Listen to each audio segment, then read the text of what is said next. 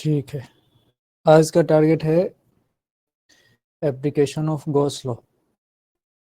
Application of Gauss law पे बात करेंगे। इसमें वैरायटी जो होती है उसमें ग्राफ वगैरह का होता है, कुछ डाटा है याद करना होता है। ग्रेविटेशन के जैसा होता है, ये भी तो नया नहीं है, बिल्कुल ग्रेविटेशन के जैसा चलेगा। तो कहीं से कोई ऐसा कुछ तूफान जैसा नहीं है, लेकिन हाँ जो टर्म्स आएंगे उनको समझना पड़ेगा। सब चीज़ को याद करना पॉसिबल नहीं है, समझ समझ के इसको रख लेंगे तो आसानी होगी। चलिए समझाता हूँ इसमें क्या करना है। सबसे पहले इसमें बारी आएगी एप्लीकेशन ऑफ गॉस लॉ में। हम पहला एप्लीकेशन की बात कर रहे हैं, हम बात करने जा रहे हैं एप्लीकेशन नंबर 1 की। और इस एप्लीकेशन नंबर 1 में सबसे पहले शेल की बात होगी। शेल, शेल का मतलब क्या है? जैसे मैं यहाँ बोलूँगा हॉलो स्फीयर, क्या क्या नाम हो सकता है समझना। कुछ लोग इसको हॉलो स्फीयर कहेंगे। अच्छा, कुछ लोग इसको कंडक्टिंग शेल कहते हैं, कंडक्टिंग शेल। अच्छा, कुछ लोग इसको हॉलो स्फीयर कह दिया, कंडक्टिंग शेल कह दिया। अब बस ठीक है, इसी तरीके से काम चल जाता है। कोई इसको कह सकता है कि स्फीयर है जो अंदर से खाली है। ये जो शेल है, शेल का मतलब देखो इसमें कई चीजें हैं। एक तो ये कंडक्टिंग वर्ड बोला, कंडक्टिंग, ऊपर से शेल। फिजिक्स में ये शेल जहां जहां मिलता है इसका मतलब होता है ये अंदर से खाली है, खोखला है। अंदर से खाली है, खोखला है, इसको बोलते हैं शेल।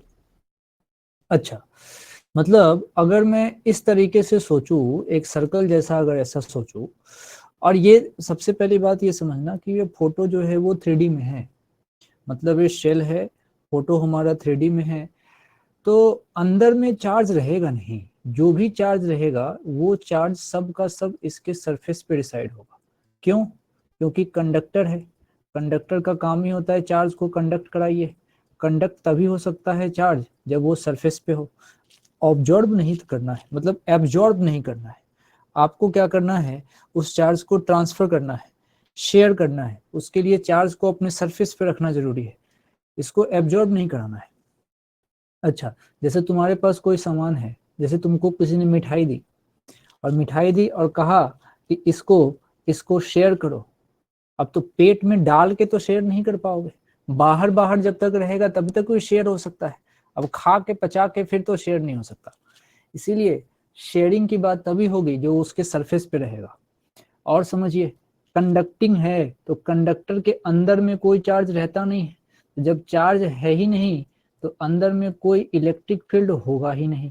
तो किसी भी कंडक्टर के अंदर कोई इलेक्ट्रिक फील्ड नहीं होता, कंडक्टर के अंदर कोई भी इलेक्ट्रिक फील्ड नहीं होता।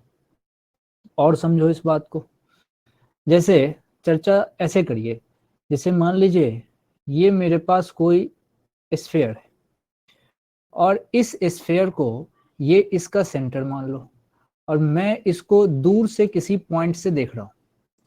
मैं इसको दूर से यहाँ खड़ा होके इतने दूर से इसको देख रहा हूं। तो ये जो दूरी हमने ली है, ये दूरी, इसका नाम हमने दे दिया आर। ये दूरी हमने ले लिया है आर। तो आर, छोटा आर जब भी हम लिखेंगे तो इसको हम बोलेंगे सेंटर से दूरी। छोटा आर जब भी लिखा जाएगा तो इसको बोलेंगे सेंटर से दूरी। और अगर ये शेल है तो ये जो इसका कहलाएगा यहाँ से यहाँ तक का पोर्शन, ये इसको तुम रेडियस बोलोगे। और समझो, जो भी चार्ज तुम देते हो वो चार्ज इसके सरफेस पे चला जाता है, तो चार्ज अंदर में है ही नहीं। तो टर्म समझिए, बड़ा वाला जो आर है वो इसका रेडियस दिखा रहा है, तो बड़ा वाला आर से हमने कह दिया इसका रेडियस, और छोटे वाले आर से हमने कह दिया सेंटर से दूरी। तो ये बड़ा आर छोटा आर का लफड़ा नहीं रखेंगे, हम पूरा सेंटेंस बोलेंगे, सेंटर से दूरी। अच्छा, लेकिन एक चीज तुम समझो, ये जो ऑब्जर्वर यहाँ पे खड़ा है, ये ऑब्जर्वर, ये हम जनरल चर्चा कर रहे हैं, जनरल चर्चा। अब देखना, ये ऑब्जर्वर खड़ा है आउटसाइड। अब आउटसाइड ऑब्जर्वर से तुम पूछोगे कि भाई जहां तुम देख रहे हो वो हॉलो है या सॉलिड, तो ये बता नहीं पाएगा। समझना इस बात को। तो इससे पूछोगे कि हॉलो है या सॉलिड है, ये नहीं बता पाएगा। बाहर से देखने से कैसे बताएगा कि हॉलो है या सॉलिड है? सोच के देखो। अब किसी भी स्फीयर को, किसी का घर, किसी का मकान अगर तुम बाहर से देखो तो उसके अंदर लोग हैं या नहीं वो कैसे पता चलेगा? अगर वो बिल्कुल पैक है, अंदर के लोगों को नहीं दिख रहे हैं, तो तुम उसके छत पे भी चले जाओगे तब भी नहीं पता लग पाएगा। तो ये ऑब्जर्वर अगर चलता चलता चलता चलता अगर इसके सरफेस तक भी आ जाए, ये ऑब्जर्वर चलता चलता इसके सरफेस तक भी आ जाए, तब भी ये नहीं कह पाएगा कि हॉलो है या सॉलिड। ये हॉलो या सॉलिड ये कंफर्म नहीं कर पाएगा। कि जब कहां से कंफर्म नहीं कर पाएगा? ये ना तो बाहर से कंफर्म कर पाएगा, ना ही चलते चलते सरफेस पे आ जाए तब कंफर्म कर पाएगा। अब मैं क्या कहना चाहता हूं? मैं कहना चाहता हूं कि हॉलो हो या सॉलिड हो, सॉलिड मतलब इसके अंदर भी कुछ होता, तो हॉलो हो या सॉलिड हो, हम ना तो बाहर से कंफर्म कर सकते हैं, ना ही सरफेस से कंफर्म कर सकते हैं। इसका मतलब आंसर आंसर अगर पूछा जाए इस बाहर वाले ऑब्जर्वर से कि भाई तू इसका इलेक्ट्रिक फील्ड लिखेगा तो तुम्हारे मन में हॉलो चल रहा होगा तो या सॉलिड चल रहा होगा, तो कहेगा भाई मुझे नहीं पता। तुम हॉलो पूछोगे तब भी वही आंसर दूंगा, और सॉलिड पूछोगे तब भी वही आंसर दूंगा।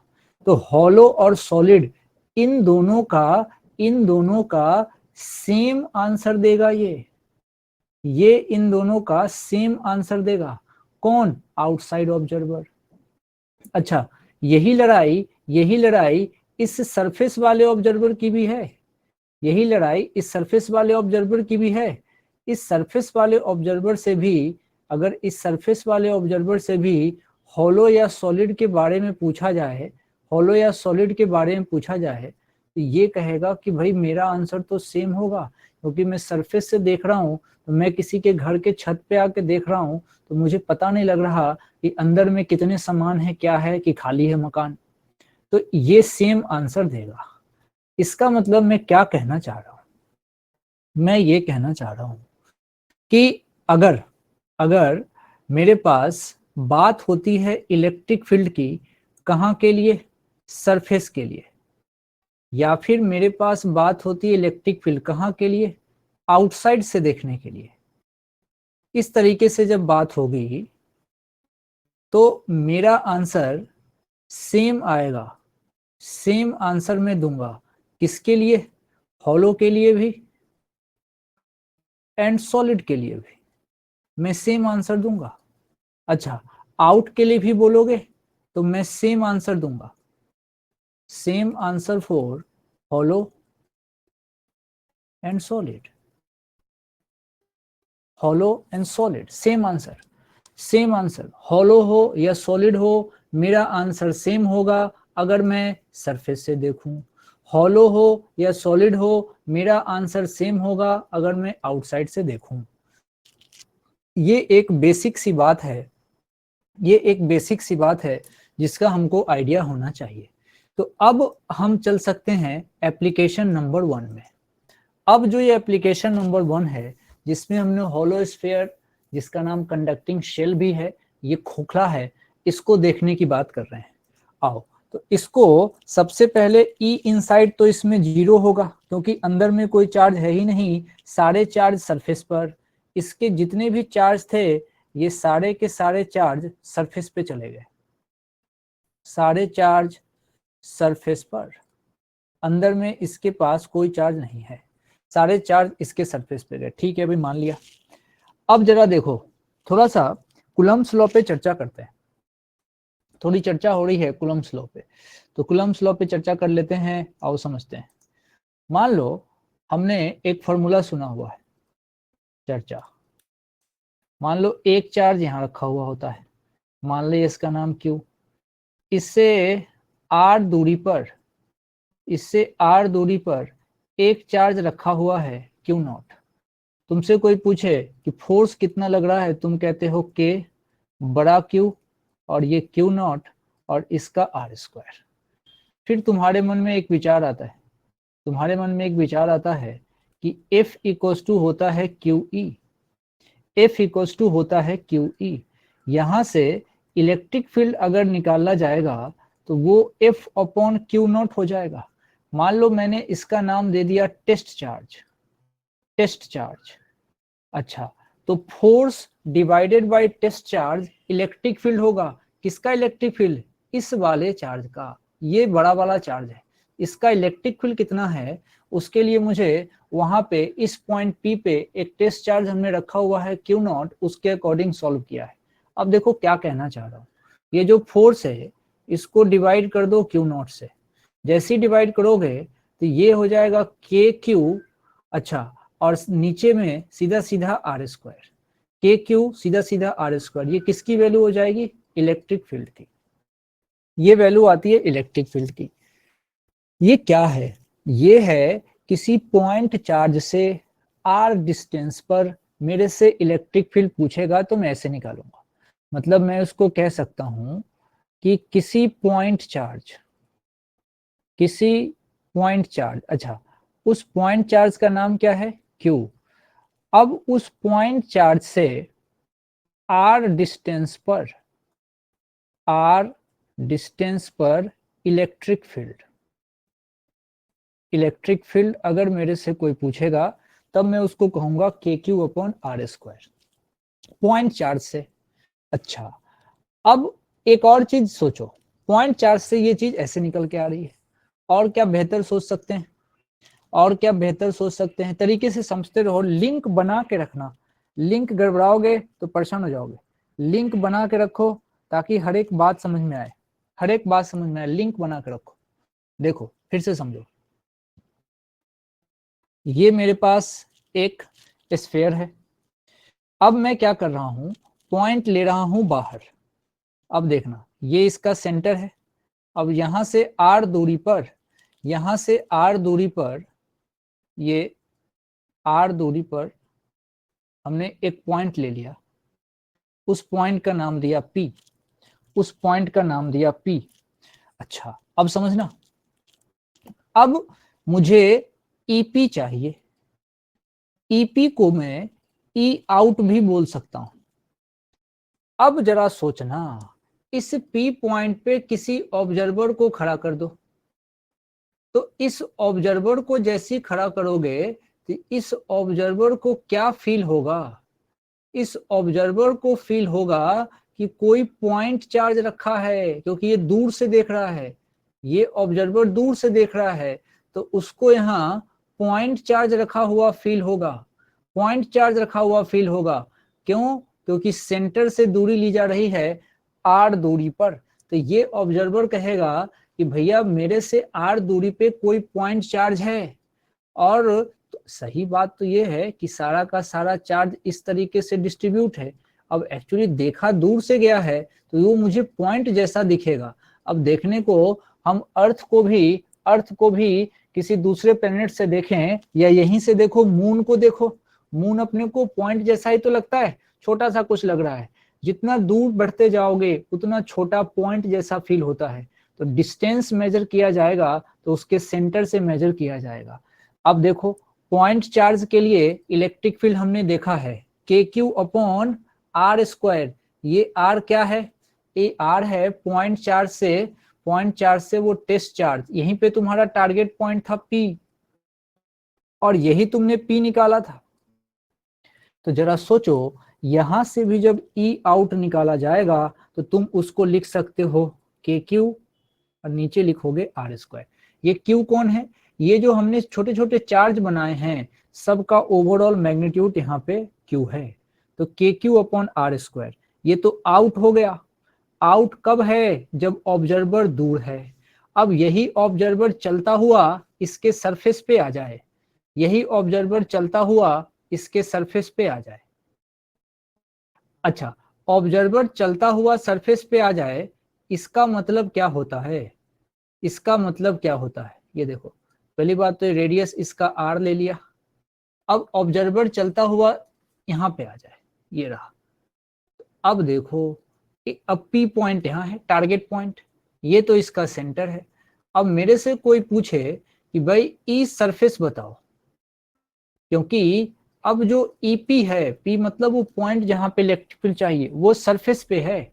यानी कि ऑब्जर्वर चलता हुआ सरफेस पे आ गया, और फॉर्मूला हमारा था के क्यू अपॉन सेंटर से दूरी का स्क्वायर, सेंटर से दूरी का स्क्वायर। अब तो सेंटर से दूरी कैपिटल आर है, तो ये बन जाएगा के क्यू अपॉन सेंटर से दूरी कैपिटल आर का स्क्वायर, सेंटर से दूरी कैपिटल आर का स्क्वायर। यहाँ पे छोटा आर था, क्योंकि हमें दूरी सेंटर से ही लेनी है। यहाँ पे भी देखो, हमने दूरी तो सेंटर से ही ली है, लेकिन ये स्पेशल दूरी बन गई, इसको रेडियस भी कह सकते हैं। तो ओवरऑल फॉर्मूला जो बनेगा यहाँ पे, वो क्या क्या बन के आया, इसको समझने की जरूरत है। क्या क्या बन के आया ये समझिए। सबसे पहले ई इनसाइड, ई इनसाइड के बाद देखो, सबसे पहले ई इनसाइड, ये तो दूसरा फिगर आ गया, दूसरा फिगर आ गया। चलिए इसको यहां लगाते हैं।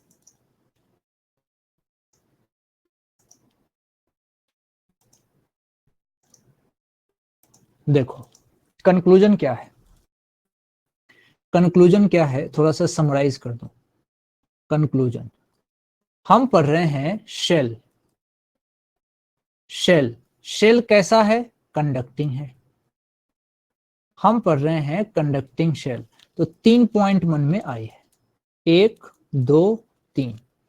सबसे पहले भैया ई इनसाइड जो होगा वो हुआ है 0।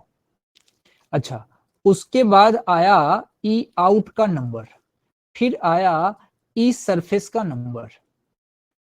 अच्छा, ई आउट जो आया है वो आया है के क्यू अपॉन सेंटर से दूरी का स्क्वायर, और ई सरफेस हमारा आया है, हाँ ये भी के क्यू अपॉन सेंटर से दूरी का ही स्क्वायर है, लेकिन चूंकि तुम आ चुके हो उसके सरफेस पे, तो वो सेंटर की दूरी, सेंटर से दूरी रेडियस बन गया। तो ये इस तरीके से आया है।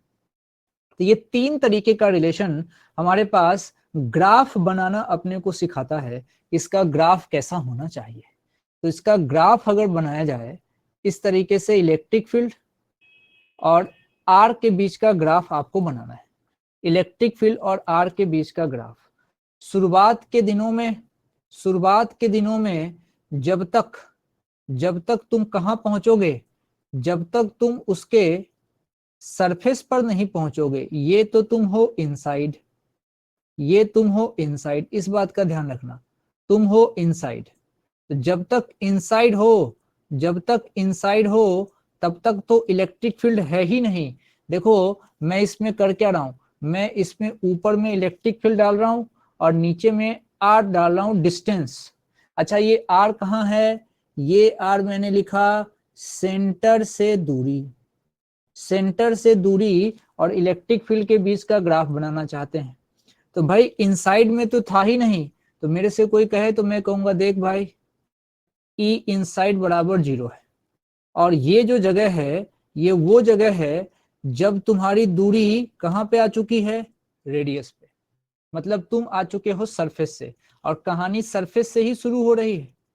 और सरफेस के बाद यानी कि तुम आउट वाले रीजन में पहुंचोगे, आउट वाले रीजन में ये जो रेडियस, ये जो डिस्टेंस है उसका इनवर्सली प्रोपोर्शनल है, वो भी स्क्वायर में। यानी कि आउट वाले रीजन में ग्राफ कुछ ऐसे होगा, आउट वाले रीजन में ग्राफ कुछ ऐसे होगा। ए तेरी पागल हो गया क्या, ठीक से बना भाई।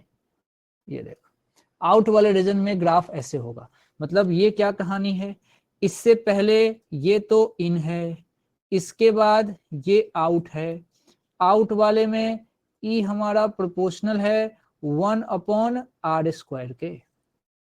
तो ये ग्राफ काम का है, इस ग्राफ पे ध्यान दीजिए, ये कंडक्टिंग शेल का ग्राफ है। तो जो इस स्लाइड का जो कंटेंट है, ये कंटेंट आपको पूरा का पूरा ध्यान में रहना चाहिए। बाहर से देखने पे पॉइंट चार्ज लगता है, बाहर से देखने पे पॉइंट चार्ज लगता है, बाहर से देखने पे। तो ये काम का है क्या? ये फोटो अच्छा लग रहा है, इसको सेट कर दो। देखो देखो यही फोटो है, देख लीजिए। ई इनसाइड ऐसा, वाह तो बढ़िया फोटो हो गया। देख, ये बढ़िया फोटो हो गया। ये शेल का फोटो है, शेल का फोटो है। कैसा शेल? कंडक्टिंग, कंडक्टिंग शेल का। देखो बढ़िया है। अंदर से 0 था, कब तक? रेडियस तक। रेडियस के बाद से कहानी शुरू हुई है। बढ़िया फोटो मिल गया। ठीक है, ठीक है। आइए नेक्स्ट। नेक्स्ट बात किसकी हो सकती है? नेक्स्ट बात हो सकती है कि जब हम बात करें नॉन कंडक्टिंग स्फीयर की, लेकिन ये बिल्कुल सॉलिड होना चाहिए। नॉन कंडक्टिंग सॉलिड स्फीयर, इसके बारे में बात कर रहे हैं। अब देखो, अब बात हो रही है एप्लीकेशन नंबर 2 की। एप्लीकेशन नंबर 2 की, तो यहां बात किसकी होगी? ध्यान देना। पहली बात नॉन कंडक्टिंग है। नॉन कंडक्टिंग का मतलब होता है कि तुम जो चार्ज दिए वो चार्ज इसने खुद ने एब्जॉर्ब कर लिया। अच्छा, कहां एब्जॉर्ब करेगा? तो नॉन कंडक्टिंग सॉलिड स्फीयर है। अच्छा, non conducting solid sphere, solid sphere है। नॉन कंडक्टिंग सॉलिड स्फीयर है, मतलब कैसा है? मतलब ये ऐसा है। अब क्या है, ये चार्ज इसके अंदर में भरे पड़े हैं। नॉन कंडक्टिंग सॉलिड स्फीयर का मतलब होता है अंदर में चार्ज भरा हुआ है, सरफेस पे कुछ भी नहीं है। मतलब यहाँ पे मेन बात क्या है समझना, एक एक चीज इसको ध्यान से समझ लोगे तो बाकी आसान है। नॉन कंडक्टिंग सॉलिड स्फीयर, सबसे इंपॉर्टेंट बात, चार्ज कहाँ है? तो चार्ज पूरे वॉल्यूम में डिस्ट्रीब्यूट है। चार्ज पूरे के पूरे वॉल्यूम में डिस्ट्रीब्यूट है। अच्छा, चार्ज पूरे वॉल्यूम में डिस्ट्रीब्यूट है, इसका क्या मतलब है? इसका मतलब यह है कि यहां पे जब भी क्वेश्चन सॉल्व होगा तो तुम वॉल्यूम चार्ज डेंसिटी की बात करोगे। वॉल्यूम चार्ज डेंसिटी की बात करोगे कि वॉल्यूम चार्ज डेंसिटी मतलब चार्ज पूरा का पूरा वॉल्यूम में डिस्ट्रीब्यूट है। क्यों? अरे ये तो 3D है, 3D शेप है। Non conducting solid sphere 3D shape है, तो चार्ज पूरे वॉल्यूम में डिस्ट्रीब्यूट है, पूरे के पूरे वॉल्यूम में चार्ज डिस्ट्रीब्यूट है। लेकिन एक बात बहुत अच्छी है, मेरे से कोई आउट से पूछेगा तो मैं तो वही आंसर दूंगा जो हॉलो का दे रहा था, क्योंकि बाहर से देखने पे मुझे पता ही नहीं था कि ये हॉलो है कि सॉलिड है। ऑब्जर्वर पे डिपेंड कर रहा है आउट हो या इन हो। हाँ, अगर सरफेस से देखूंगा तब भी वही आंसर आना चाहिए जो हॉलो का आया था। दिक्कत कहाँ है? जब मैं अंदर घुस जाऊंगा, अब किसी के मकान में घुस गए तब तो पता लग ही चल जाएगा कि हॉलो है, मतलब उसके अंदर सामान है नहीं है। यानी कि जब तुम अंदर जाके देखोगे तभी लड़ाई है। आउट की और सरफेस की तो लड़ाई है ही नहीं। आउट और सरफेस की लड़ाई नहीं है, सिर्फ लड़ाई है अंदर की, सिर्फ लड़ाई है अंदर की। मतलब सबसे पहले अगर किसी ने अंदर वाले का चर्चा अगर ढंग से कर लिया तो उसका काम हो जाएगा। तो एक एक चीज ध्यान से सुनो कि ई इनसाइड की बात कैसे करेंगे। चलो थोड़ी सी चर्चा करते हैं, थोड़ी सी चर्चा करते हैं। जनरल बात तुमको बताता हूं। तुमने सुना होगा कि हम हमेशा जब गॉस लॉ लगाते हैं तो कहते हैं ई ए कॉस थीटा।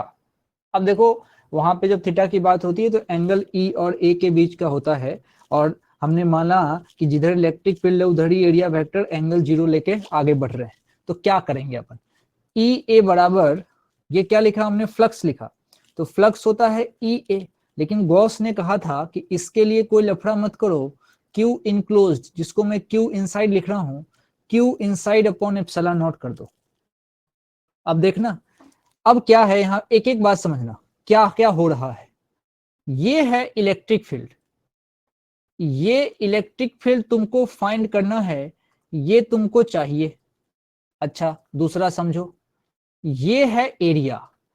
अब लड़ाई होती है कि एरिया क्या लेना है। एरिया क्या लोगे? एरिया क्या लोगे? ये मन में कंफ्यूजन होता है। दूसरा कंफ्यूजन, ये क्यू इनसाइड का, ये क्यू इनसाइड क्या होगा, ये मन में कंफ्यूजन होता है। तो देखो अल्टीमेटली देखा जाए तो एक तो टारगेट ये है कि भाई मैं एरिया क्या लूं, और दूसरा टारगेट है कि चार्ज क्या होगा। तो एरिया क्या लोगे की लड़ाई ये है कि एरिया हमेशा गॉसियन सरफेस का लिया जाएगा। बात सुनना, एरिया हमेशा गॉसियन सरफेस का लिया जाएगा। गॉसियन सरफेस का एरिया, एरिया हमेशा गॉसियन सरफेस का लिया जाएगा। और सुनना, चार्ज का क्या होगा, चार्ज कौन सा लोगे, तो पूरी दुनिया के चार्ज से अपने को मतलब ही नहीं होता। जितना चार्ज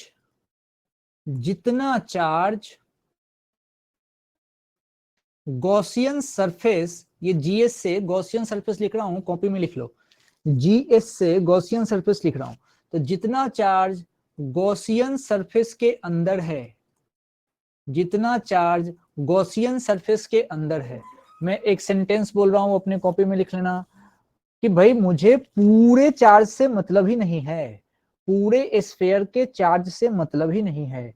मुझे जब क्यू इनसाइड लिखना होगा तो मैं सिर्फ गॉसियन सरफेस के अंदर वाले चार्ज को लूंगा, गॉसियन सरफेस के अंदर वाले चार्ज का लूंगा। अब देखना भाई, अब मैं क्या कहना चाह रहा हूं, मान लो हमारे पास इतना बड़ा ये स्फीयर है, इतना बड़ा स्फीयर है जिसमें चारों तरफ इस तरीके से एकदम से ठूस ठूस के पॉजिटिव चार्ज भरा हुआ है। खूब सारा पॉजिटिव चार्ज बना लेते हैं, खूब सारा पॉजिटिव चार्ज बना लेते हैं। वो पॉजिटिव चार्ज इसमें पूरा यूनिफॉर्मली अंदर में यूनिफॉर्मली डिस्ट्रीब्यूटेड है, अंदर में पूरा बिल्कुल हर तरीके से पॉजिटिव चार्ज डिस्ट्रीब्यूटेड है, ये डिस्ट्रीब्यूटेड है। अच्छा ठीक है भाई, कोई प्रॉब्लम नहीं। इसमें एक और काम कर लेते हैं, ये इसका सेंटर है भाई, इस सेंटर से माना ये जो दूरी है इसका नाम तो अपन जानते हैं आर रेडियस है। चलो ये फोटो काम आएगा इसलिए इसको बचा के रख लेते हैं, फोटो काम आएगा इसको बचा के रख लेते हैं। अब जरा इस पे ध्यान दो, मान लो मेरे से किसी ने कहा कि भाई यहां से कहां से, सेंटर से, ये रहा सेंटर, इस सेंटर से थोड़ी दूरी आगे जाओ। कितनी दूरी आगे जाओ, तो आर दूरी, सेंटर से दूरी को हमने छोटा आर नाम दिया है, और वहां पे कोई पॉइंट पी है, वहां पे कोई पॉइंट पी है। मुझे उस पी पॉइंट पे इलेक्ट्रिक फील्ड चाहिए, मुझे इस पी पॉइंट पे इलेक्ट्रिक फील्ड चाहिए, ईपी चाहिए। सही मायने में ये इनसाइड का एक पॉइंट है। अब इस इनसाइड के पॉइंट की जो सेंटर से दूरी है, उस सेंटर की दूरी का नाम हमने आर दे दिया है। अब समझना, तो अब क्या है, अब लड़ाई है गॉसियन सरफेस की। क्यों? क्योंकि गॉस ने कहा था कि आपका पहला टारगेट जहां पे तुमको फ्लक्स चाहिए, तो फ्लक्स का उसने डेफिनेशन दिया जिसमें इलेक्ट्रिक फील्ड आया, और ई ए बराबर Q inside upon epsilon not, मतलब कि इस फ्लक्स के हेल्प से तुम इलेक्ट्रिक फील्ड बता सकते हो। तो उसने कहा कि जिस पॉइंट पे आपको इलेक्ट्रिक फील्ड चाहिए, उस पॉइंट पर जितनी दूरी पर चाहिए उतनी दूरी से एक एक एक सिमेट्रिकल फिगर बनाओ, एक सिमेट्रिकल फिगर बनाओ। अब जैसे ही तुम ये सिमेट्रिकल फिगर बनाओगे, ये सिमेट्रिकल फिगर भी, समझना, ये सिमेट्रिकल फिगर भी अपने आप में एक एक स्फीयर ही होगा। समझो, ऐसे नहीं कि गॉसियन सरफेस अपन अपनी मर्जी से बना सकते हैं किसी भी शेप का, नहीं, कुछ नियम रखे गए हैं। जैसे एक फुटबॉल का गॉसियन सरफेस अगला फुटबॉल ही होगा। तुम इसको ऐसे मान सकते हो कि तुम्हारे पास कोई टेबल टेनिस का बॉल है, इसको तुम छुपाना चाहते हो, तो एक बड़े से उसी तरीके के बॉल में उसको आइडेंटिकली छुपा सकते हो। दूसरा ऐसा मानो कि मान लो तुमको ट्यूबलाइट खरीद के तुम लाते हो, तो ट्यूबलाइट की जो पैकिंग की जाती है वो एक सिलेंड्रिकल बॉक्स में की जाती है।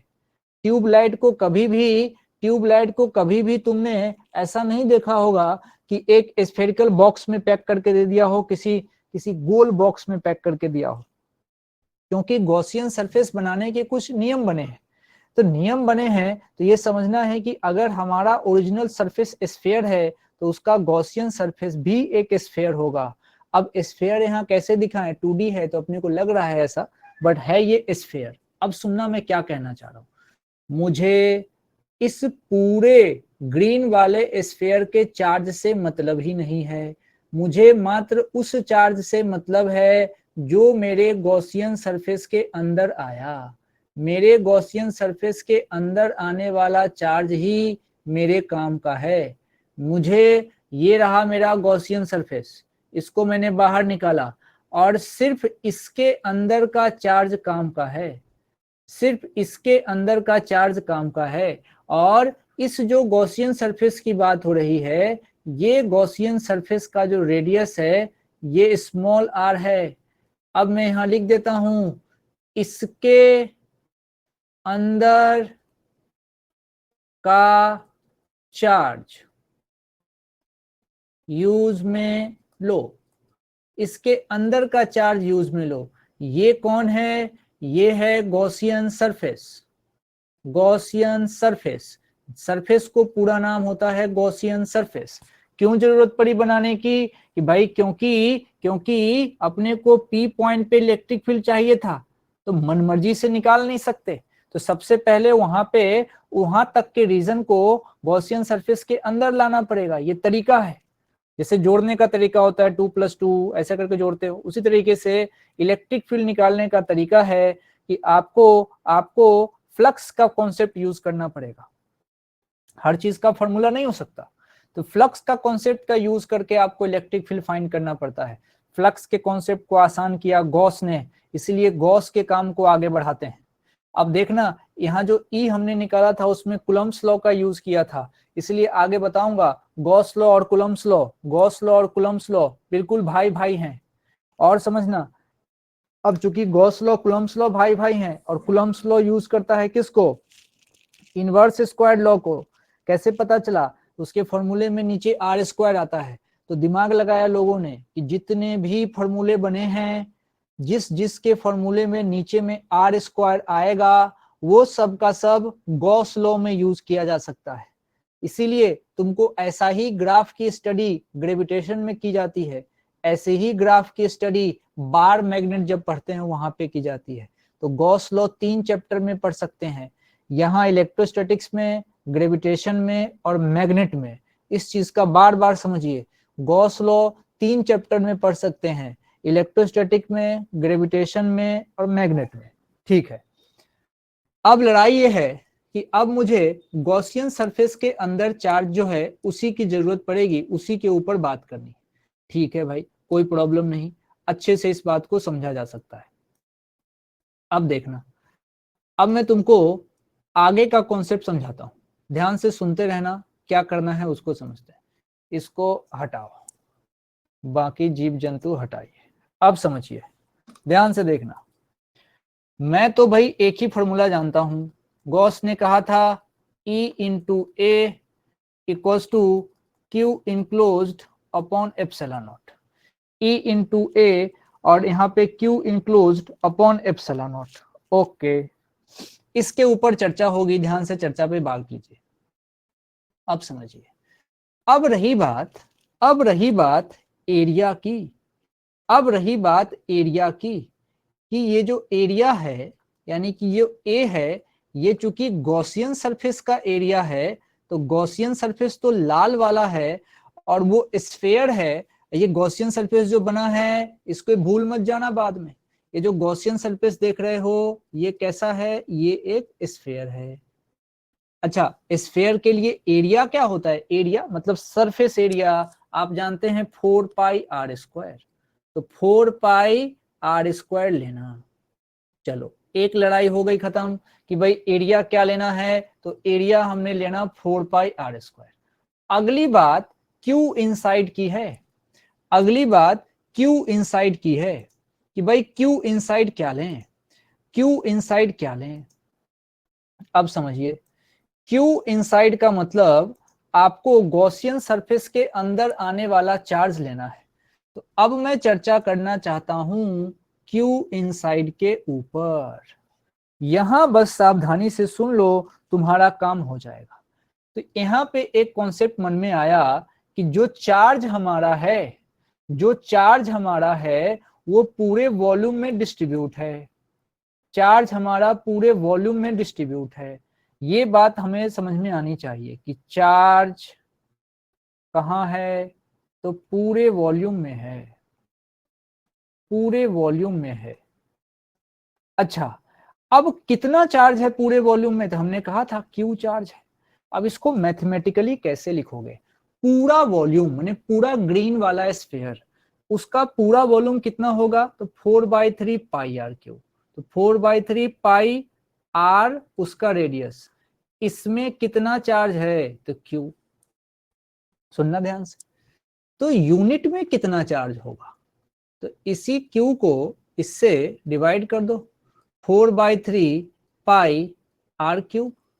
अपने को, हमें तो बस गॉसियन सरफेस, ये बात बार बार सुनना, बार बार लिख रहा हूं, हमें तो बस गॉसियन सरफेस के अंदर का चार्ज चाहिए।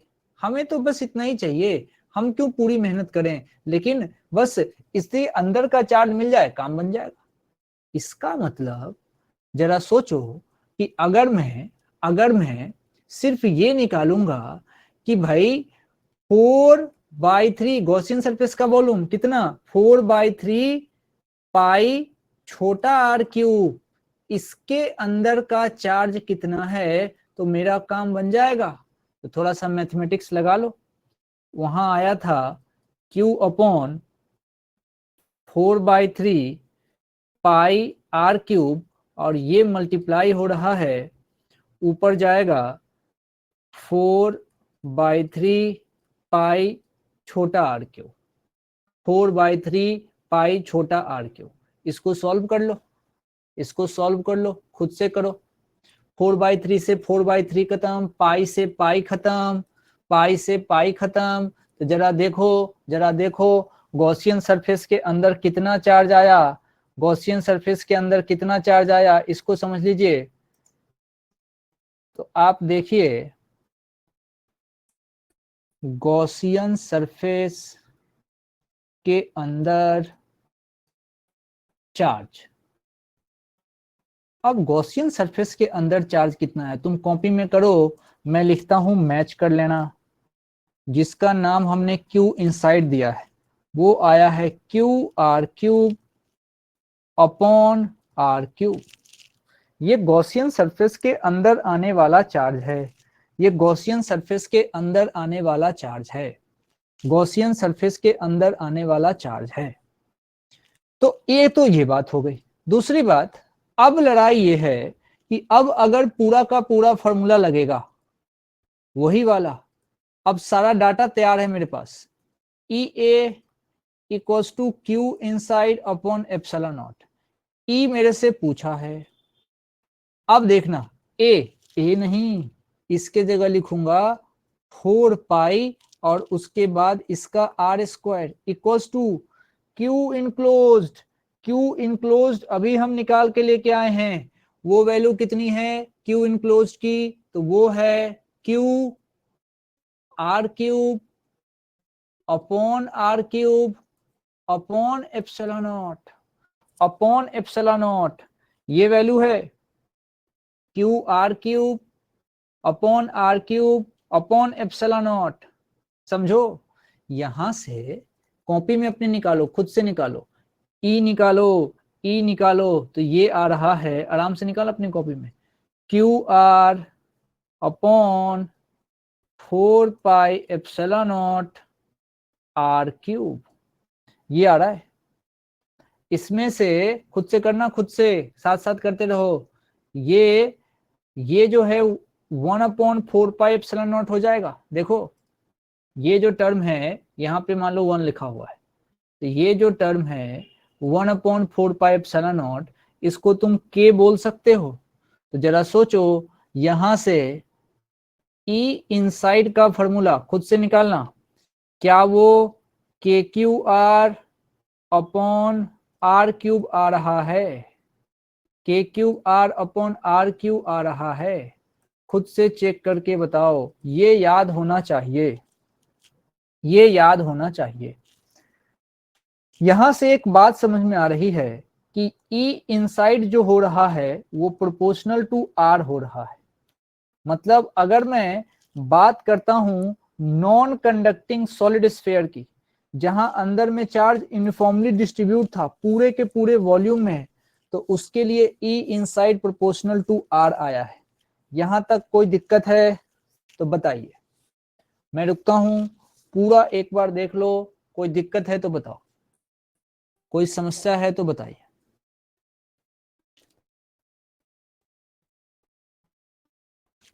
कोई समस्या है तो बताइए, और सब अगर क्लियर है तो क्लियर का सी टाइप करिए।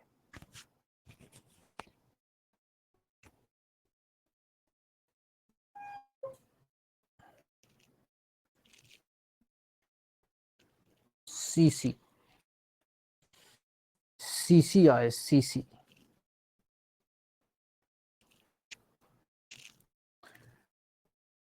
अच्छा चलिए बात समझते हैं। अब क्वेश्चन क्या करता है, क्वेश्चन क्या करता है, क्वेश्चन थोड़ा परेशान करता है। कभी कभी वो चार्ज डेंसिटी के फॉर्म में ऑप्शन दे देगा, तो वो क्या करेगा, यहां पे चार्ज डेंसिटी वाले स्टाइल को समझ लेते हैं। चार्ज डेंसिटी मतलब रो की बात कर देगा। रो, रो की बात क्यों कर सकते हैं, क्योंकि इसका पूरा नाम क्या होगा, वॉल्यूम चार्ज डेंसिटी। समझो, वॉल्यूम चार्ज डेंसिटी रो के टर्म में वो बात कर देगा। अब जरा देखो, मैं तुमको बताता हूं रो होता क्या है। रो होता है चार्ज पर यूनिट वॉल्यूम। उसको तुम जानते हो कि रो मतलब है चार्ज पर यूनिट वॉल्यूम। ठीक है भाई, कोई प्रॉब्लम नहीं। चार्ज कितना, ये पूरे की बात चल रही है अभी, पूरा, पूरे स्फीयर की पूरा। तो चार्ज पूरे में क्यू है। वॉल्यूम पूरे का कितना था भैया, तो 4/3 पाई आर क्यूब था। तो यहां से अगर कोई Q की वैल्यू लिखना चाहे तो Q की वैल्यू वो कितना लिख सकता है, रो टाइम्स और ये वाला टर्म, ये हो गया 4/3 पाई आर क्यूब। ये क्या है, ये पूरे स्फीयर के चार्ज को, पूरा जो स्फीयर था ग्रीन वाला, पूरे स्फीयर के चार्ज को अगर कोई रो के टर्म में लिखना चाहे तो इतना लिख सकता है। यही क्यू यहां भी तो है। तो इस क्यू को एक बार रिप्लेस करके देखो रो के स्टाइल में। इस क्यू को रो के स्टाइल में रिप्लेस करके देखो अपनी कॉपी में। क्यू के जगह पे, क्यू के जगह पे ये लिखो, ये लिखो क्यू के जगह पे। अच्छा देखो, साथ साथ लिखते हैं। तो यहां से ई क्या बन जाएगा, के, के हमारा होता है 1/4 पाई एप्सिलॉन नॉट।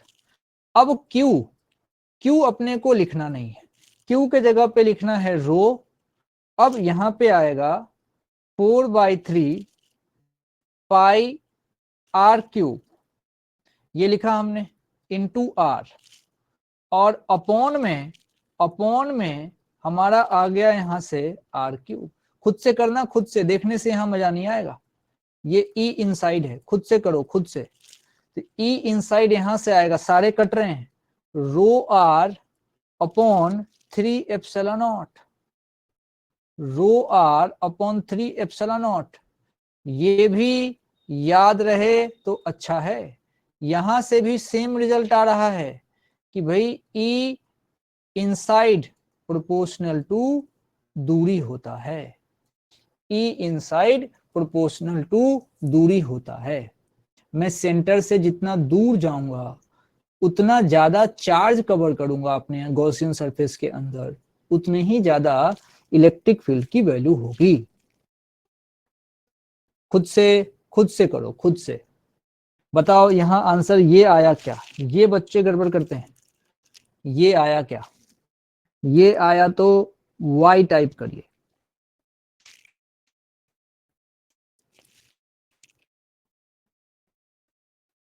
ठीक है, ठीक है।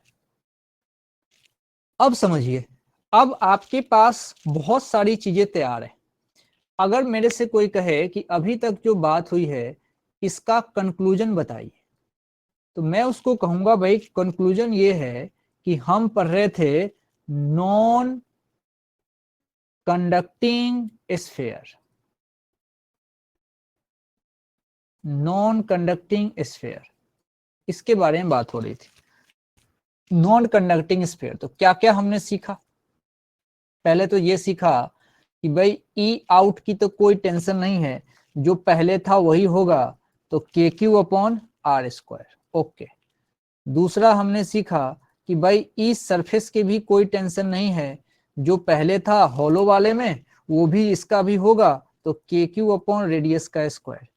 तीसरा और जो तंग करने वाला था वो ये रहा कि भाई मेरे से ई इनसाइड पूछोगे तब मुझे याद करना पड़ेगा, और आज आज आराम से अपने कमरे में जो मेरा स्टडी टेबल है उसके पास ई इनसाइड का दोनों फॉर्मूला लिख दूंगा और हेडिंग के साथ लिखूंगा नॉन कंडक्टिंग स्फीयर, और उसका लिखूंगा के क्यू छोटा आर अपॉन आर क्यूब, या फिर रो के टर्म में रो आर अपॉन 3 एप्सिलॉन नॉट, ये लिख दूंगा।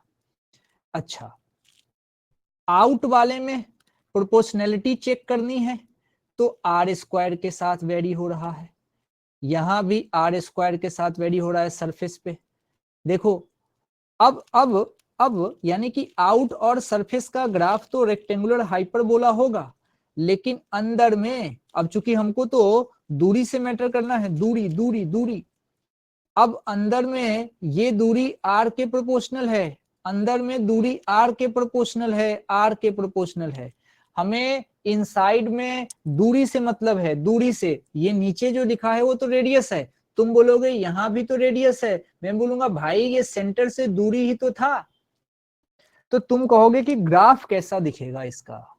इसका ग्राफ जो हमसे पूछा जाता है, आओ इसमें बनाते हैं, यहीं पे बना देता हूं ग्राफ, ये ग्राफ इसका यहां बनाता हूं, देखो मजे से। अंदर में डायरेक्टली प्रोपोर्शनल, तो अंदर में ग्राफ तो ऐसा हो गया डायरेक्टली प्रोपोर्शनल। हम कहाँ की बात कर रहे हैं अभी? इनसाइड की बात कर रहे हैं। इनसाइड में क्या हो रहा है? इनसाइड में तो भाई ई इनसाइड जो हो रहा है डायरेक्टली प्रोपोर्शनल टू आर है।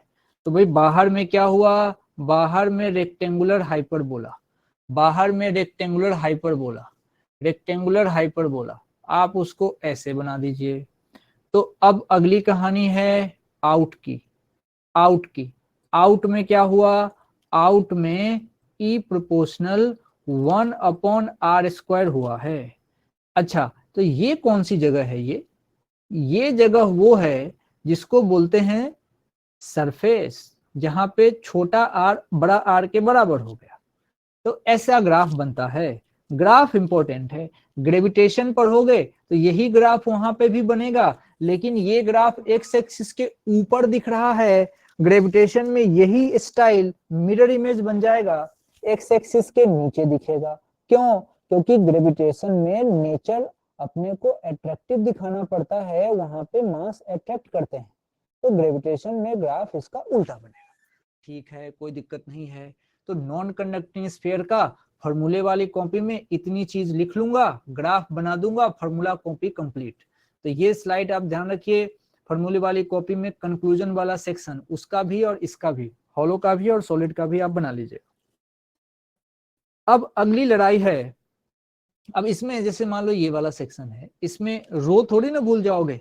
रो क्या है? चार्ज अपॉन वॉल्यूम, पीछे लिख दिया था कि रो चार्ज अपॉन वॉल्यूम, पूरा चार्ज अपॉन पूरा वॉल्यूम, पूरा चार्ज कैपिटल क्यू है, पूरा वॉल्यूम 4/3 बड़ा आर का क्यूब। ठीक है, अब देखो, अब अगली बात कर रहे हैं, अगली बात कर रहे हैं। अब मैं बात करने जा रहा हूं लाइन चार्ज की, लाइन चार्ज की बात करने जा रहा हूं। Line charge. लाइन चार्ज का मतलब क्या है, आप ध्यान से समझिए। पहली बात यह है कि जब हम गॉस लॉ की बात करते हैं, जब भी गॉस लॉ की बात होती है तो इनफाइनाइट लेंथ का वायर लिया जाता है, इनफाइनाइट लेंथ का वायर लिया जाता है। इसका फायदा है, इसका फायदा है कि सब चीजें सिमेट्रिकली आ जाती हैं इनफाइनाइट होने से। इनफाइनाइट होने से सबकी दूरी बराबर आ जाती है, ये बात समझिए। जैसे जैसे मैं अभी कोटा में तलवंडी में हूं, मैं अभी कोटा में तलवंडी में हूं, तो हो सकता है कि आपके घर से, आप अभी जहां पे भी हैं वहां से मेरी दूरी अलग अलग हो, सबके घर से इसकी दूरी अलग अलग होगी। लेकिन मानो मैं यहां से चला गया चांद पे, फिर अगर दूरी देखी जाए, अरे तो सबके घर से एक ही दूरी बोलोगे, सोच के देखो। यानी कि अगर दूरी ही बहुत हो जाए, इनफाइनाइट हो जाए, तो सब के लिए इक्वल डिस्टेंस आएगा, कोई भेदभाव नहीं होगा। तो गॉस बड़ा अच्छा था। गॉस ने कहा कि भाई देख, अगर लाइन चार्ज की बात करोगे, शीट की बात करोगे, तो इनफाइनाइट की बात करना। फिर से सुनना, कॉपी में लिख लेना। गॉस ने क्या कहा था, लाइन चार्ज की बात करोगे, शीट की बात करोगे, तो इनफाइनाइट की बात करना। सही है। अब इसका, इसी को ध्यान रखना है कि यहाँ पे इनफाइनाइट लेंथ की वायर की बात करेंगे, इनफाइनाइट लेंथ की वायर की बात करेंगे। अच्छा, और समझो बात को ध्यान से, इससे क्या क्या फायदा है। दो तीन चीज मन में रखना है कि लाइन चार्ज है मतलब इनफाइनाइट है, ठीक है। और क्या, मुझे गॉसियन सरफेस है, तो वो लाइन चार्ज जो होगा, उस लाइन चार्ज को तुमको पैक करना होगा, लाइन चार्ज को पैक करना होगा। कोई सिलेंडर दिख जाए तो मजा आ जाए, कहीं कोई फोटो पड़ा हो, ये देखो भाई, ये बढ़िया डायग्राम है, देखिए ये लाइन चार्ज था। इधर लेफ्ट वाले डायग्राम में देखो, ए नंबर का डायग्राम, ये लाइन चार्ज था, ये इनफाइनाइट लेंथ का था। इस लाइन चार्ज से सर्टेन दूरी पर, सर्टेन दूरी पर, बी वाले में आ जाओ, बी वाले में आ जाओ देखने के लिए। ये जो दूरी थी, माना आर दूरी पर कोई पॉइंट था पी, इस पी पॉइंट पे मुझे इलेक्ट्रिक फील्ड चाहिए था, तो मैंने क्या किया, इस लाइन चार्ज को पैक कर दिया। ये गया कहां तक है, ये इनफाइनाइट तक गया है, ये इनफाइनाइट तक गया है, लेकिन मैंने इसको पैक कर दिया। और मैं जानता हूं एक सिलेंडर के तीन सरफेस होते हैं, ध्यान से सुनना, एक सिलेंडर के तीन स्टाइल में सरफेस लिख सकते हैं, एक ऊपर वाला ये, एक नीचे वाला ये, जिसको तुम बोलते हो प्लेन सरफेस, जिसको तुम बोलते हो प्लेन सरफेस। और ये जो पाइप होता है, ये पाइप कहलाता है कर्व सरफेस। अच्छा, अब सुनना मेरी बात, क्या कहना चाह रहा हूं, कलर चेंज कर लेता हूं। अब मैं आता हूं ग्रीन से। अब देखना, यहाँ पे ऊपर वाला सरफेस ऐसे निकालता हूं बाहर, ये मैंने ऊपर वाला सरफेस निकाला। अब देखना भाई, मजा आ गया। इसका ये रहा सरफेस, ठीक है।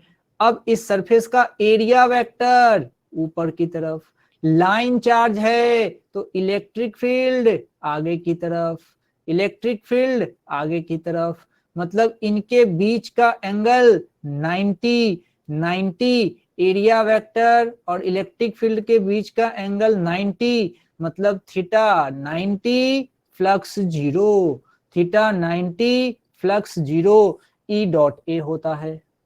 अच्छा, फिर नीचे वाले सरफेस की बात करो, ये वाला देखो, ये वाला यहां बना रहा हूं, ये वाला यहां बना रहा हूं, ये मैंने सरफेस बना दिया, ठीक है भाई। सरफेस बना दिया तो एरिया वेक्टर, एरिया वेक्टर नीचे की तरफ बाहर दिखाना है, ये रहा एरिया वेक्टर। अरे लाइन चार्ज है तो इलेक्ट्रिक फील्ड तो बाहर ही होगा, ये इलेक्ट्रिक फील्ड तुमने बना दिया। बीच का एंगल 90 डिग्री, अरे फिर से थीटा बराबर 90, फिर से फ्लक्स कितना हो गया, 0 डिग्री, 0 हो गया, डिग्री का है कब, फ्लक्स हो गया 0, थीटा है 90 डिग्री। यानी कि ये जो सेक्शन है, ये जो सेक्शन है नीचे वाला, ये भी बेकार और ये वाला बेकार। तो बचा कौन, बचा सिर्फ पाइप, बचा सिर्फ पाइप। तो पाइप बना लेते हैं, यहां से यहां तक का पाइप बस बचा। तो पाइप के बारे में क्या ख्याल है, पाइप के बारे में क्या ख्याल है? तो पाइप के बारे में ख्याल ये है कि पाइप बनाऊं क्या, देखो ये देखो, ये सिर्फ यहाँ का और ये यहाँ का, ऐसा। पाइप के बारे में क्या ख्याल है, देखो भाई पाइप है तो पाइप का एरिया वेक्टर ये बना दिया, एरिया वेक्टर ये बना दिया। अरे इलेक्ट्रिक फील्ड, अरे लाइन चार्ज के कारण इसी तरफ होगा, मतलब यहाँ पे थीटा कितना 0 डिग्री, मतलब फ्लक्स है, फ्लक्स है, थीटा 0 1 हो जाएगा, मतलब फ्लक्स है। इसका मतलब फ्लक्स जो है वो सिर्फ और सिर्फ इस पाइप वाले पोर्शन के कारण है, सिर्फ पाइप वाले पोर्शन के कारण है, सिर्फ और सिर्फ पाइप वाले पोर्शन के कारण है। ये बात अपने को समझ में आनी चाहिए। 2-4% आ भी गई होगी, 2-4% बात समझ में आ भी गई होगी। तो अब देखो मैं अब इसको समराइज करता हूं।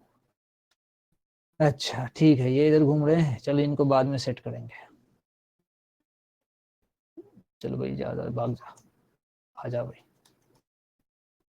अब आ जाओ। चलो क्या किया हमने, ध्यान से देखना। एक लाइन चार्ज लिया जो कि गया था कहां तक, इन्फिनाइट तक, इन्फिनाइट तक। ये लाइन चार्ज है, plus plus plus plus plus plus plus. हमसे क्या पूछा था कि इस लाइन चार्ज से r दूरी पर कोई पॉइंट है P, इस पॉइंट P पर EP की वैल्यू क्या होगी, ये मेरा टारगेट था। हाँ याद करना अच्छी बात, याद करना अच्छी बात है, याद कर भी सकते हैं, अब करना ही चाहिए, इसमें कोई दिक्कत की बात नहीं है। लेकिन जब इसको फील करोगे तो तुमको बात बेहतर समझ में आएगी कि आखिर यहाँ चलता क्या है, और तरीके से इसके बीच से सवाल आएगा तो हम कर सकते हैं। याद करने की जहां तक बात है तो आंसर तुमको याद ही करना पड़ेगा, 2k lambda upon r, 2k lambda upon r। ये अपने को ध्यान में होना चाहिए, क्या हो गया बे, ये अपने को ध्यान में होना चाहिए कि 2k लैम्डा अपॉन r। लेकिन अब इस बात को समझना है कि आखिर हुआ क्या। अब देखो भाई, चार्ज तो फैला है इन्फिनाइट तक, लेकिन मेरे पास इन्फिनाइट तक जाने की टेंशन है नहीं। हमको गॉस ने कहा था, गॉस ने कहा था कि भाई देख, जिस पॉइंट पे तेरे को इलेक्ट्रिक फील्ड चाहिए उतने पॉइंट तक के डिस्टेंस को रेडियस मान, उतने पॉइंट तक के डिस्टेंस को रेडियस मान और गॉसियन सरफेस खींच दे। अच्छा, फिर मेरे दिमाग में आया कि लाइन चार्ज को रेडियस मान के कवर करना है तो पक्का सिलेंडर से ही ये कवर होगा, ताकि सिलेंडर का रेडियस भी तो होता है। यानी कि मैं जब इसको कवर करूंगा तो इसका फोटो कुछ ऐसा दिखेगा, इसका फोटो कुछ ऐसा दिखेगा जो इस तरीके से कवर होगा। अबे इधर उधर क्यों होगा, अच्छे से कवर होगा, अच्छे से कवर होगा। है तेरी, पागल हो गया है, छोटा बनाओ, आज पेन इधर उधर हो रहा है, पगला गए हैं ये। चलिए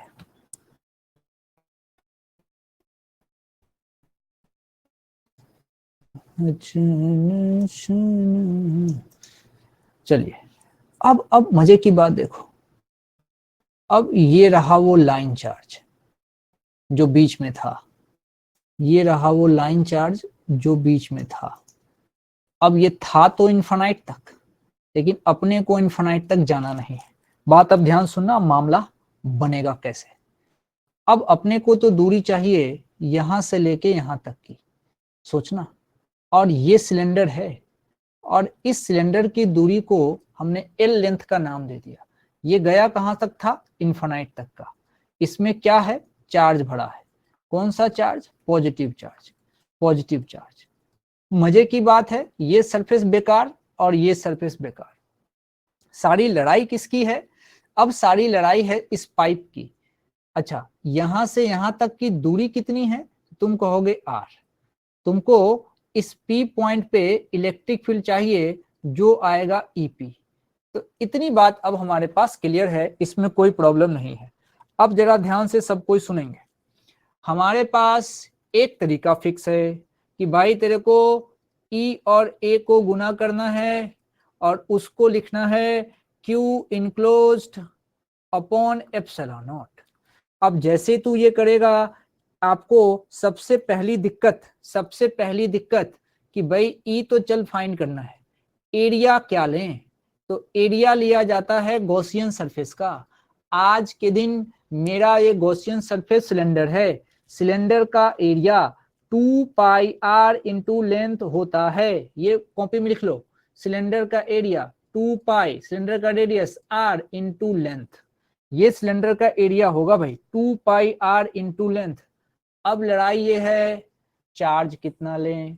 भाई चार्ज मुझे पूरे दुनिया से मतलब ही नहीं है, मुझे सिर्फ मेरे गॉसियन सरफेस के अंदर आने वाला चार्ज बता दो, मेरा काम हो जाएगा। पूरे दुनिया के चार्ज से मुझे मतलब ही नहीं है, मुझे सिर्फ मेरे गॉसियन सरफेस के अंदर आने वाले चार्ज को बता दो, मेरा काम हो जाएगा। मेरे गॉसियन सरफेस के अंदर आने वाला चार्ज यानी कि सिर्फ और सिर्फ मुझे मेरे गॉसियन सरफेस, यानी कि मैं इसको यहां ऐसे कर देता हूं, यही चार्ज काम का है, यही चार्ज काम का है। अरे होने को तो इनफाइनाइट तक है, मैं क्यों इनफाइनाइट तक लूंगा। गॉस ने कहा था तू अपना गॉसियन सरफेस बना और गॉसियन सरफेस का एरिया ले, गॉसियन सरफेस का चार्ज ले। तो भाई मैं कैसे निकालूंगा, मैं इसमें कॉन्सेप्ट लगाऊंगा। कॉन्सेप्ट क्या लगाऊंगा, लीनियर चार्ज डेंसिटी का कॉन्सेप्ट लगाऊंगा। लीनियर चार्ज डेंसिटी क्या होता है समझना। अब एक कॉन्सेप्ट अपने को पता है कि यूनिट लेंथ में आने वाला जो चार्ज होता है उसको कहा जाता है लैम्डा। यूनिट लेंथ में जो आने वाला चार्ज होता है उसको कहा जाता है लैम्डा। यूनिट बोले तो एक लेंथ में चार्ज आया लैम्डा, 2 लेंथ में चार्ज आएगा 2 लैम्डा, 3 लेंथ में चार्ज आएगा 3 लैम्डा, मुझे L लेंथ में चार्ज चाहिए तो L लैम्डा। तो मेरा चार्ज यहाँ L लैम्डा होगा, नीचे एप्सिलॉन नॉट आया, खेल खत्म।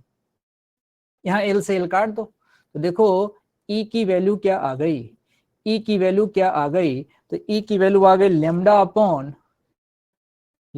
अपॉन ये आ गया तुम्हारा 2 पाई epsilon not r, lambda upon 2 pi epsilon not r। आराम से देख लो, आराम से देख लो। अब देखो, अब तुम क्या करो, 2 से मल्टीप्लाई डिवाइड कर दो, इसमें 2 से मल्टीप्लाई डिवाइड कर दो। जैसे ही तुम 2 से मल्टीप्लाई डिवाइड करोगे, देखना 2 से मल्टीप्लाई लिख देता हूं, 2 से मल्टीप्लाई डिवाइड दोनों कर दीजिए। जैसे ही आप 2 से इसको मल्टीप्लाई डिवाइड करोगे एक बढ़िया सा रिजल्ट निकल के आएगा, और वो रिजल्ट यहाँ लिखता हूं, ध्यान देना। यहां से E की वैल्यू आ जाएगी, करके देख लो, 2k lambda upon r, 2k lambda upon r, जहां k कौन है 1 अपॉन 4 पाई एप्सिलॉन नॉट। अब इसको छोड़ना मत, सारा मेरे से मत कराओ, इसको छोड़ना मत, इसको खुद से करो, खुद से करो। ये लिखो, E की वैल्यू लिखो, पहले E की वैल्यू लिखो, ये वाली E की ये वाली वैल्यू लिखो, lambda upon 2 pi epsilon not r। अब 2 से मल्टीप्लाई डिवाइड करो, नीचे बन जाएगा 4 पाई एप्सिलॉन नॉट, उसको k लिख दो, उसको k लिख दो। जैसे k लिखोगे बात बढ़िया बन के आ जाएगी, बात बढ़िया बन के आ जाएगी।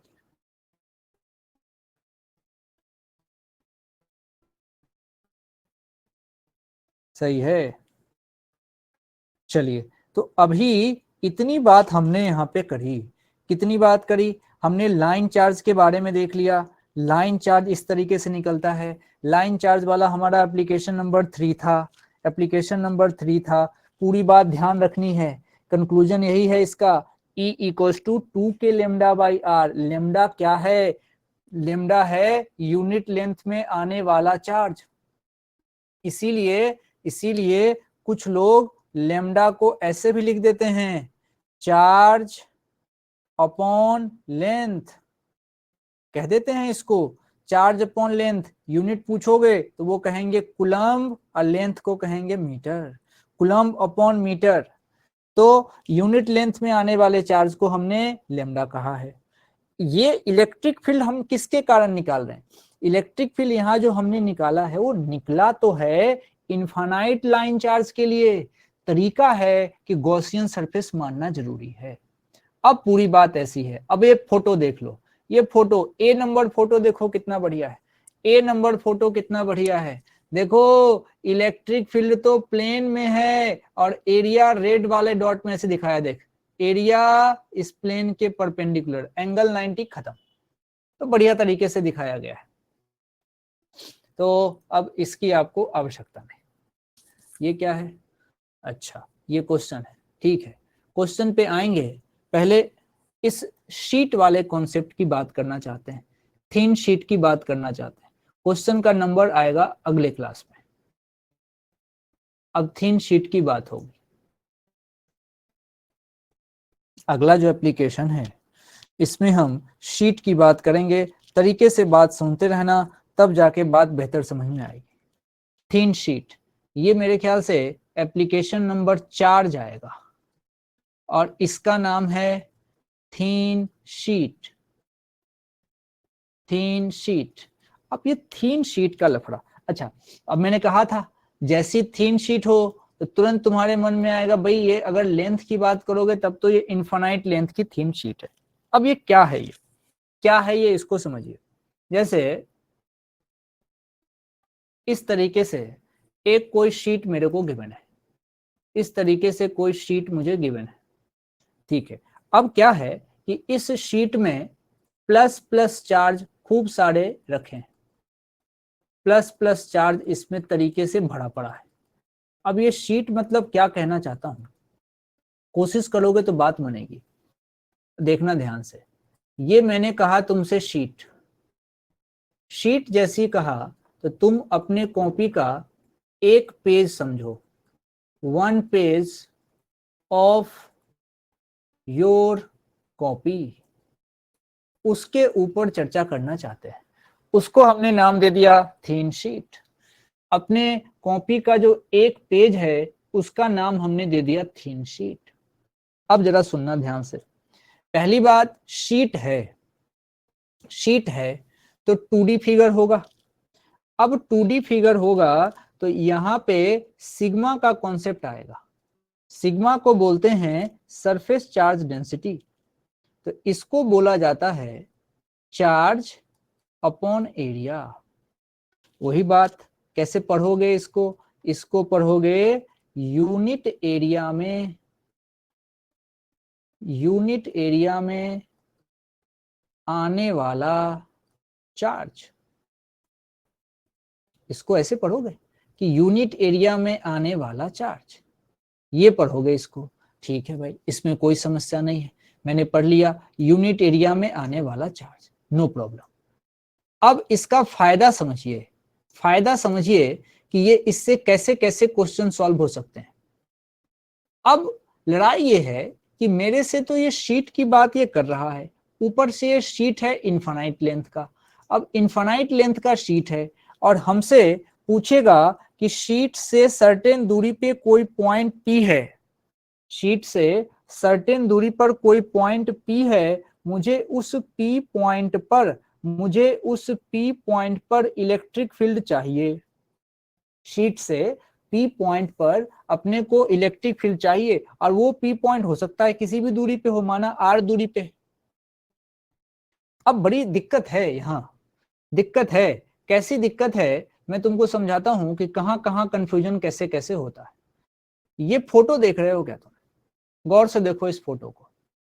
पहला जो फोटो है ये फोटो थिन शीट का है और इसके पड़ोस में ये मैंने प्लेट के फोटो चिपका रखे हैं। प्लेट मतलब मोटा है। अब मोटा है मतलब इसके दो सरफेस हैं, देख लो दिख रहा है, मोटा है दो सरफेस है, और थिन शीट है वन सरफेस है। बात बिल्कुल क्लियर रखिएगा, सारा खेल सरफेस का ही है। मोटा है तो इसके दो सरफेस हैं, और अगर पतला है तो एक सरफेस है। अच्छा, मोटा होगा तो सरफेस चार्ज डेंसिटी जब यूज करोगे तो दो बार यूज करोगे, समझना, क्योंकि तुम जब सरफेस चार्ज डेंसिटी यूज करोगे तो दो बार यूज करोगे। अच्छा, और अगर पतला है तो एक बार। अब जरा देखो, सबका अपना अपना इंपॉर्टेंस है, सबका अपना अपना इंपॉर्टेंस है। अब मैं कोशिश करता हूं कि ये बात यहाँ पे समझ में आए, कोशिश करता हूं ये बात यहाँ पे समझ में आए। इस फोटो को ध्यान में रखिएगा। आइए यहाँ पे बात समझते हैं, यहाँ पे बात समझते हैं। अब देखो क्या है, सबसे पहली बात, मेरे पास एक शीट था। अब वो शीट था, उस शीट से आर डिस्टेंस पे इसने मेरे से क्या पूछा है, इलेक्ट्रिक फील्ड की वैल्यू पूछी है। अब इलेक्ट्रिक फील्ड पूछने के लिए मुझे क्या क्या चाहिए, मैं तो एक ही फॉर्मूला जानता हूं, ई ए इक्वल्स टू जानता हूं Q enclosed upon epsilon not. अब यार लड़ाई दो ही जगह तो होती है, एक कि भाई ए क्या रखेगा, और दूसरा क्यू इनसाइड क्या लेगा। अब दोनों का एक ही आंसर है। ए मैं लूंगा किसका, मैं गॉसियन सरफेस का ए लूंगा, एरिया लूंगा गॉसियन सरफेस का। तो एरिया किसका, तो सवाल ये है गॉसियन सरफेस का, गॉसियन सरफेस का एरिया। हाँ, कौन सा एरिया, जो फ्लक्स देने के काम आ रहा होगा, यानी कि जिसका इलेक्ट्रिक फील्ड और एरिया के बीच एंगल कितना बनेगा, या तो 0 या फिर 180। समझना ध्यान से क्या लिखना चाह रहा हूं, ध्यान देना, एकदम अलर्ट हो जाओ तो उड़ जाएगा ये सीधा। अगर इलेक्ट्रिक फील्ड ऐसे है और एरिया भी ऐसे है, अगर इलेक्ट्रिक फील्ड ऐसे है और एरिया भी ऐसे है, मतलब बिल्कुल काम में लेंगे। अच्छा, अगर इलेक्ट्रिक फील्ड का मुंह इधर है और एरिया का मुंह इधर है, तब भी काम में लेंगे, कोई समस्या नहीं है, तब भी ये काम में लिया जाएगा। अच्छा, इसमें तो क्या दिक्कत है, एंगल इसमें 0 बन रहा है, बढ़िया है, सही है। अच्छा, अब जरा एक बात समझे, ऐसी पॉसिबिलिटी कब आ सकती है एरिया की, जैसे देखो, ये एक अगर हमने सिलेंडर बनाया, अगर हमने कोई एक सिलेंडर बनाया, ध्यान से देखना, मैंने एक सिलेंडर बनाया, ये इस तरीके से मैंने सिलेंडर बनाया, बात सुनते रहना, नहीं उड़ना नहीं चाहिए। इस तरीके से सिलेंडर बनाया, बढ़िया तरीके से बात को समझ के जाइए। अब देखिए मजे से, पहले बात करता हूं इस सरफेस की। इस सरफेस का अगर एरिया वेक्टर लिया जाए तो तुम कहोगे ये रहा इसका एरिया वेक्टर, कोई प्रॉब्लम नहीं। अच्छा, इस सरफेस का एरिया वेक्टर, तो तुम कहोगे भाई देख इसका एरिया वेक्टर तो ये रहा, कोई प्रॉब्लम नहीं।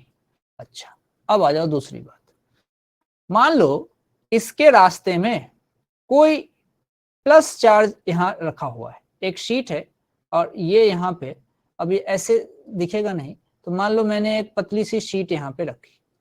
अच्छा, शीट से क्या कहना चाहता हूं मैं, इस शीट पे भाई साहब प्लस चार्ज है, इस शीट पे प्लस चार्ज है, प्लस चार्ज है।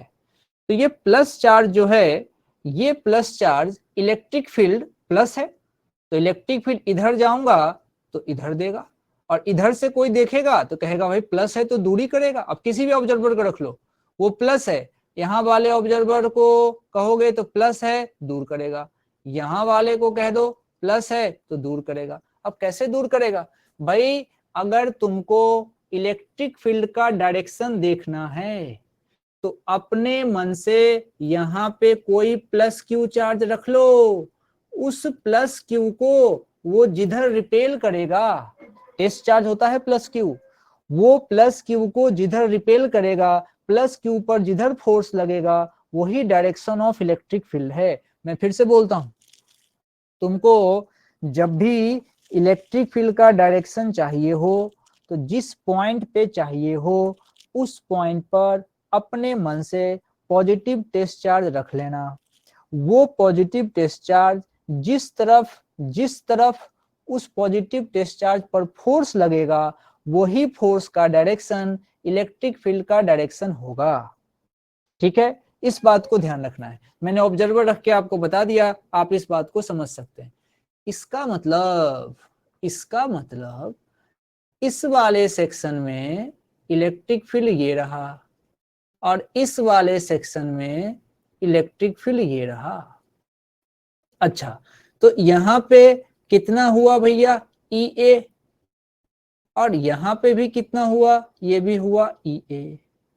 अच्छा, ये EA क्या है, ये फ्लक्स है, ये फ्लक्स है। और समझो, फ्लक्स जो होता है ये फ्लक्स वेक्टर थोड़ी है, सुनना ध्यान से, फ्लक्स वेक्टर नहीं है, फ्लक्स वेक्टर नहीं है। मैं बोलूं ये काहे तुम वेक्टर की बात क्यों कर रहे, फ्लक्स वेक्टर इसलिए नहीं है क्योंकि मेरे मन में एक कंफ्यूजन आया।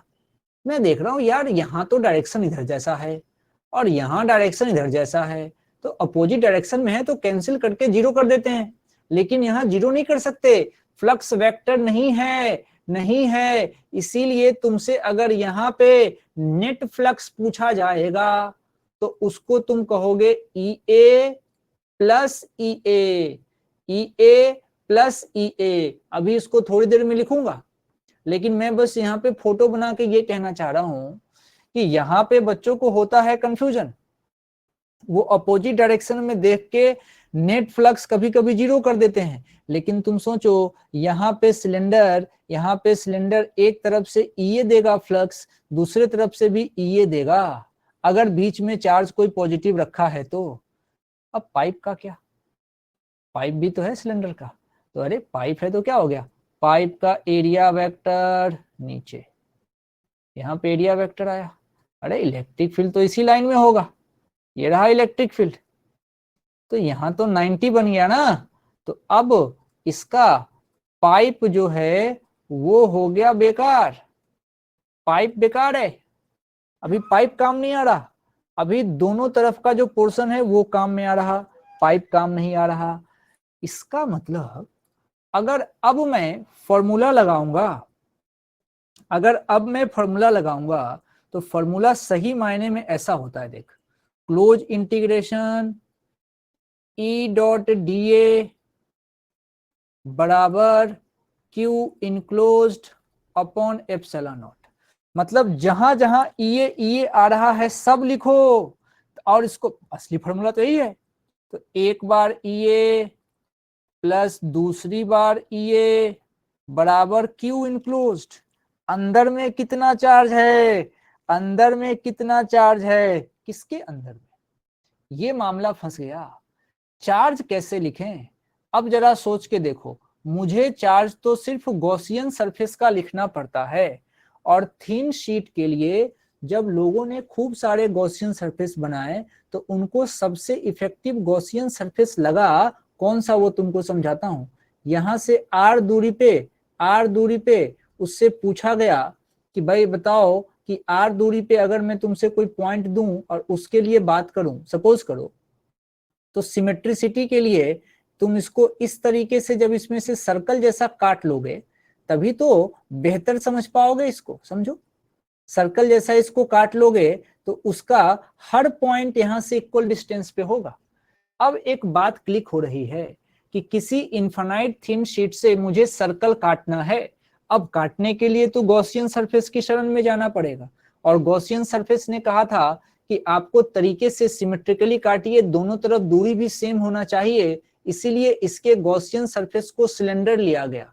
और मैंने कोशिश करी है कि इस फोटो से बात समझ में आ जाए, तो गॉसियन सरफेस थिन शीट के अंदर सिलेंडर होता है, लेकिन मजे की बात यह है कि चार्ज मुझे सिर्फ गॉसियन सरफेस का चाहिए, यानी कि मुझे सिर्फ उतना ही चार्ज चाहिए जो इस गॉसियन सरफेस के अंदर आ गया हो, इस गॉसियन सरफेस के अंदर आ गया हो, गॉसियन सरफेस के अंदर आ गया हो। और ये जो गॉसियन सरफेस है ये थिन शीट का पार्ट है, तो बताओ क्यू इनसाइड लिखूंगा, सुनो यहाँ सरफेस चार्ज डेंसिटी लग रहा है, यूनिट एरिया का चार्ज सिग्मा है, यूनिट एरिया का चार्ज हमारा सिग्मा है। अच्छा, तो क्यू इनक्लोज जो लिया जाएगा, क्यू इनक्लोज जो लिखा जाएगा, तो क्या मैं उसको सिग्मा ए लिख दूं क्या, सिग्मा ए लिख दूं क्या, सिग्मा ए लिख दूं क्या, और बस हो गया सिग्मा ए, और नीचे लिख दोगे एप्सिलॉन नॉट। अब ये क्या बन गया, अब तो काम आसान है, मैं इसको दोबारा भी पढ़ाऊंगा, जब अगली क्लास जो लगेगी इसका रिकैप भी करेंगे, रिकैप भी करेंगे, टेंशन मत लेना। अब देखो ये बन जाएगा मेरा 2EA और यहां बनेगा sigma A upon epsilon not. यहां से जब E निकाला जाएगा तो ये आ जाएगा sigma upon 2 epsilon not, sigma upon 2 epsilon not. अरे इसके बारे में और बात होगी, दिक्कत नहीं है, एक बार में पचेगा नहीं, दोबारा भी बात होगी। बस मैं अभी ये कहना चाहता हूं कि मुझे इस थीन शीट के पूरे चार्ज से मतलब नहीं है, मुझे तो बस इसके गॉसियन सरफेस के अंदर कितना चार्ज आया, मुझे सिर्फ उससे मतलब है। तो गॉसियन सरफेस के अंदर कितना चार्ज आया, मुझे सिर्फ उससे मतलब है। तो अच्छा, गॉसियन सरफेस हमारा कैसा है, सिलेंडर है, तो सिलेंडर है, तो सिलेंडर का देखो ये वाला पोर्शन, इतने ही चार्ज से मुझे मतलब है। और वो चार्ज कहाँ मिलेगा, वो चार्ज मुझे मिलेगा इस प्लेट के ऊपर। मतलब तुम ऐसा मानो कि तुम्हारे पास कॉपी का एक पेज है, उसको तुमने अपना पेन चुभो के उसमें छेद कर दिया, तो जितना बड़ा छेद बना उतने ही बड़े छेद का चार्ज चाहिए बस।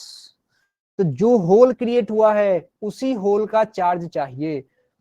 उस होल में कितना चार्ज है, तो हमने देखा यूनिट एरिया में चार्ज आया, यूनिट एरिया में चार्ज आया सिग्मा। तो अगर ए एरिया में चार्ज लिया जाए तो कितना होगा, तो वो होगा सिग्मा ए। तो ये बात अपने को समझ में आनी चाहिए। तो बस इसमें अभी फिलहाल इसको इतने ही छोड़ते हैं, अब यहीं से आगे इसको कंटिन्यू करेंगे तो चीजें और बेहतर समझ में आएगी। हाँ थोड़ा सा है, पकाऊ सा है, दिमाग लगाना पड़ता है, लेकिन तुम समझो तुमने एप्लीकेशन ऑफ गॉस लॉ कर लिया, एप्लीकेशन ऑफ गॉस लॉ कर लिया, और जब एक क्लास और लगेगी रिकैप कर लोगे, जैसे आज क्लास लगी है थोड़ा सा उसको देख लोगे, फिर अगली क्लास लगेगी तो फिर ये पूरा क्लियर हो जाएगा, जब न्यूमेरिकल वाला सेक्शन भी इसके अंदर आएगा। तो आज बस इतना ही, आप आराम कीजिए, इसका हैंड आउट भेजता हूँ, इसको तैयार कीजिएगा।